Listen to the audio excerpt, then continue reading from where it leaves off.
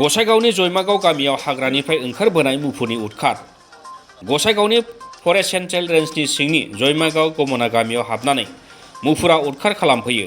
साखाथिनि भुटान हाजोनि हाग्रा ओनसोलनिफ्राय आदार नागिरनानै गामियाव उदखार खालामफैदोंमोन। गामियाव हाग्रानि मुफुर हाबनायनि बाथ्राखौ हाग्रा बिफाननो जायगानि सुबुङा फोरमायनायाव गसाइगाव हाग्रा बिफान, ग्रीन फरेस्ट NGO आरो WTIनि मावथि डक्टर दावहारु बर'आ जयै नाजानानै मुफुरखौ ट्रेंकुलाइज खालामना हमनानै रायमना हादरारि हाग्रायाव हगारनानै होफिनो।